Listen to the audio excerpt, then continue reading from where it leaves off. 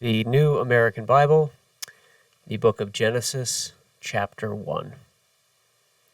First story of creation. In the beginning, when God created the heavens and the earth was a formless wasteland, and darkness covered the abyss, while a mighty wind swept over the waters. Then God said, "Let there be light." And there was light. God saw how good the light was. God then separated the light from the darkness. God called the light day, and the darkness he called night. Thus evening came, and morning followed the first day. Then God said, "Let there be a dome in the middle of the waters to separate one body of water from the other." And so it happened. God made the dome, and it separated the water above the dome from the water below it. God called the dome the sky. Evening came, and morning followed, the second day. Then God said, "Let the water under the sky be gathered into a single basin, so that the dry land may appear." And so it happened. The water under the sky was gathered into its basin, and the dry land appeared.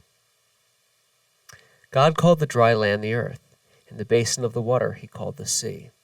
God saw how good it was. Then God said, "Let the earth bring forth vegetation, every kind of plant that bears seed, and every kind of fruit tree on earth that bears fruit, with its seed in it." And so it happened.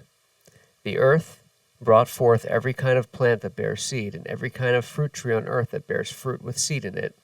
God saw how good it was. Evening came, and morning followed, the third day. Then God said, "Let there be lights in the dome of the sky, to separate day from night. Let them mark the fixed times, the days and the years, and serve as luminaries in the dome of the sky, to shed light upon the earth."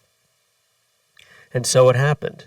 God made the two great lights, the greater one to govern the day, and the lesser one to govern the night. And he made the stars.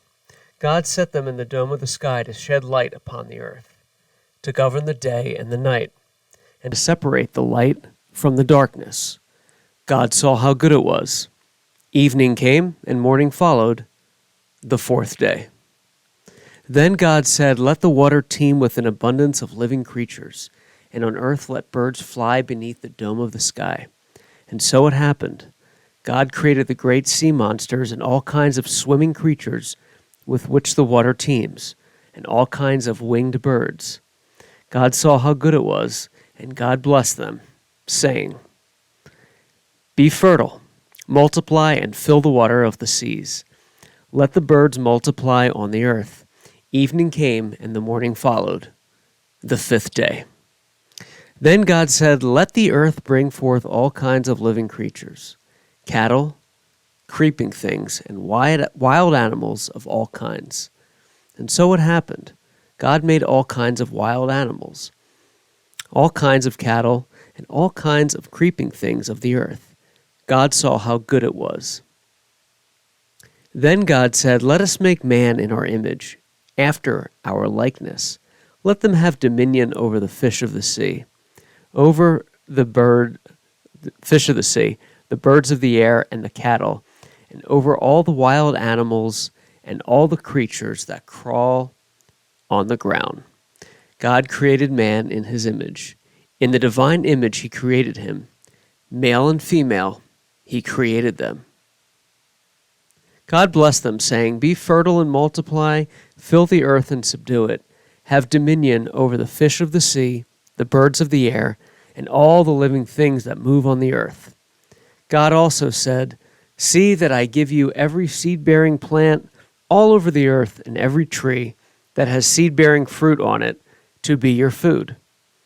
And to all the animals of the land, the birds of the air, and all the living creatures that crawl on the ground, I give all the green plants for food."